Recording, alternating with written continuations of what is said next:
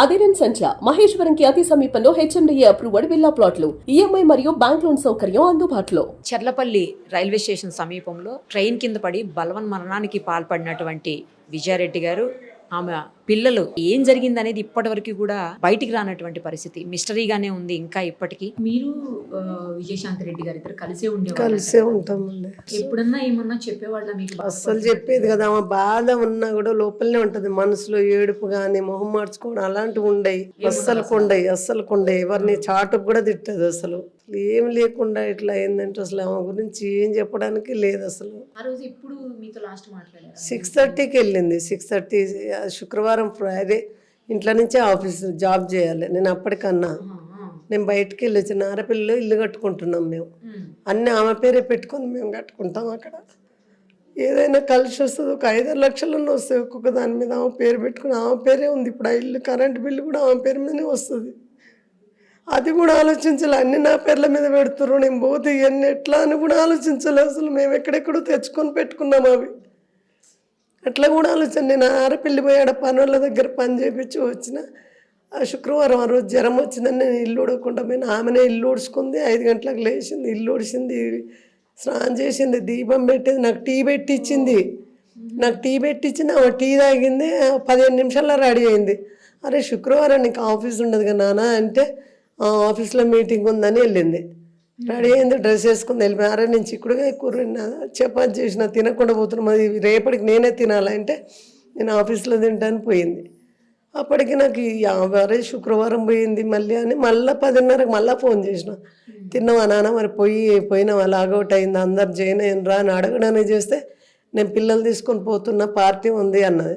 అరే నేను లేని పార్టీ ఏందమ్మా, నన్ను తీసుకుపోదు కదా అంటే, వద్దు మేము ముగ్గురమే పోతున్నాం అన్నది.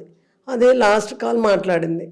తర్వాత గంటకు నేను చేసిన, ఎందుకంటే ఆడపిల్లని తీసుకుపోయింది ఆఫీస్లో ఎక్కడ పడుకోబెడుతుంది అనే ఆలోచనతో గంటకు చేసి ఇక ఫోన్ ఎత్తలేదు. 4 గంటల దాకా చేసిన. రాత్రి తెల్లవారుజామున 5:30కు వస్తుంది ఆమె.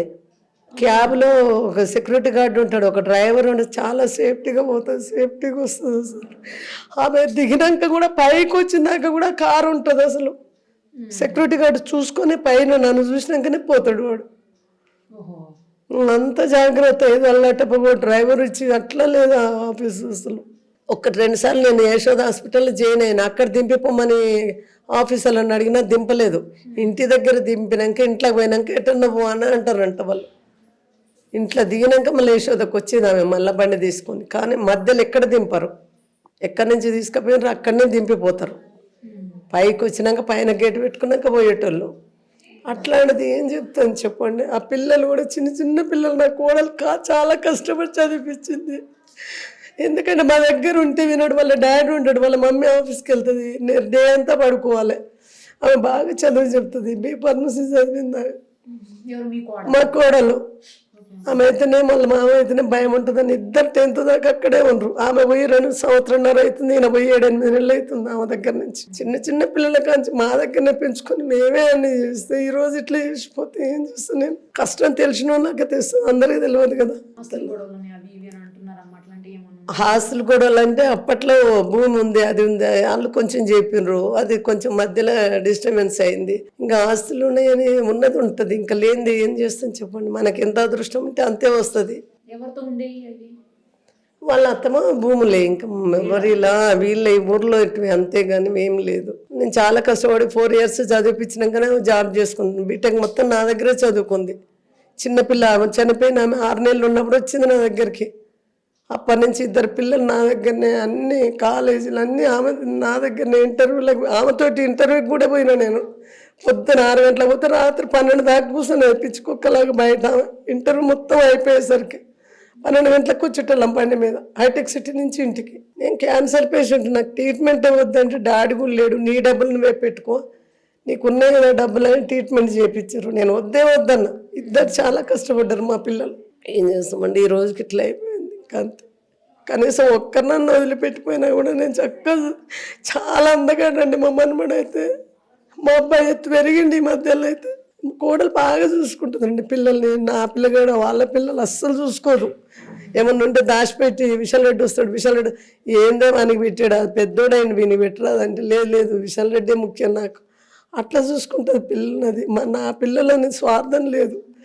ఆమె మా అమ్మాయి కానీ 3 పిల్లలు అనేది, మా కోడలు కానీ మా కొడుకు కానీ నాకు 3 పిల్లలు అనేవాళ్ళు. ఒక్కరిని ఒంటరి వాళ్ళని చేసిపోయింది. ఏ రోజు ఇట్లా చేస్తుందని అనుకోలేదు నేను. ఏ ఊరికి పోయినా ఆమెనే అడుగుతారు, శాంతి రాలేదు. అసలు మమ్మల్ని ఎవరు పట్టించుకోకుండా చేసిపోయింది మమ్మల్ని. అస్సలు చెప్పదు. ఎవరి మీద కోపం ఉన్నా కూడా వాళ్ళని సాటుకు కూడా తిట్టదు. కొంచెం మనం సాటుకు అనుకుంటాం కదా, అబ్బా వాళ్ళు ఇట్లా నేను అన్నా కూడా పట్టించుకోదు.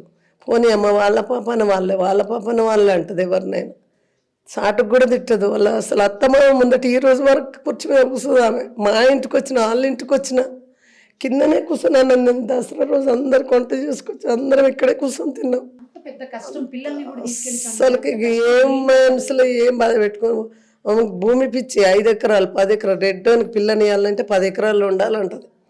మగపోరానికి భూమి ఉంటేనే మీ పిల్లని ఇస్తారు, లేకపోతే నీ ముఖానికి ఏముందరా అంటారు. మనకి ఏం ఎకరాలు లేదురా నాన్న, చదువుకో అని చెప్పి మనకున్నది 1 ఎకరమే అని చెప్తున్నారే. 1 ఎకరం ఏదో ఉంది అంటే నీకేం తెలుసు, నీ మనం అనుకుంది కాబట్టి నీకు తెలుస్తలేదు అట్లా అనేది ఆమె. ఏ రోజు అసలు ఏడవదు ఆమె. అసలు ఏడుస్తానన్నా కొంచెం బాధ పోద్ది, ముఖం మార్చుకోదు, ఏడవదు, హ్యాపీగా ఉంటుంది. లోపల ఏం చేసుకుంటుందో తెలియదు. మనసులో కొంచెం బాధ ఉంటే ఏడిస్తే కొంచెం ఫ్రీ అవుతుంది ఆమెకు. అట్లా బాధ కూడా పెట్టుకోదు, బయటకు అసలు తెలియదు. ఫ్లవర్లా వెలుగుతుంటుంది ముఖం ఎప్పుడు చూసినా కూడా. ఎనీ టైం ఎంత సంతోషంగా ఉంటుంది.